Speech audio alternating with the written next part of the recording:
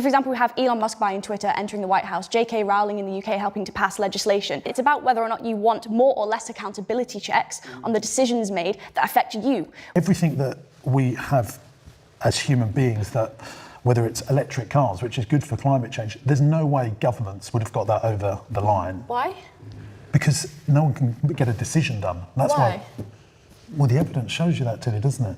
I mean, does it? I think what you're describing to me is ways in which, sure, maybe there's more bureaucracy in government, but there's also more accountability checks.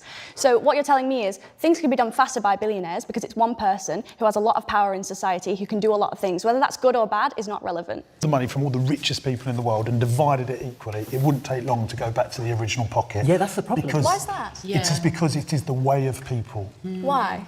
Because time has told us that's not true. The way I think to the way you think would be different. Like I want to work 7 days a week. I'm a workaholic. Other people go, do you know what? I just want to have a nice time and spend time with my family. But no one wants to be in poverty. It's high. Let's say your net worth is £5 million.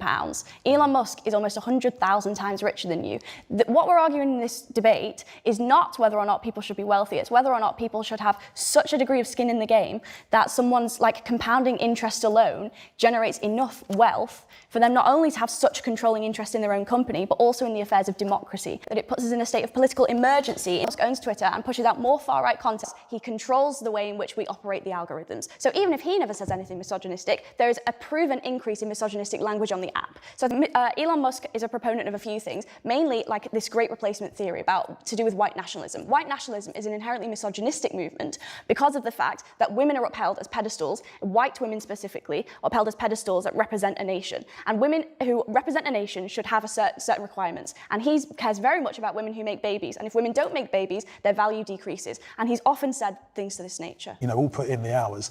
It is the way they think that sets them apart, and you cannot change that. So do you think Elon Musk thinks 100,000 times better than someone who has £5 million? I'm not saying better, they think differently. What if we sort of tied sort of the maximum that a CEO can earn with how much his lowest paid worker gets? So say it's like 10 times as much.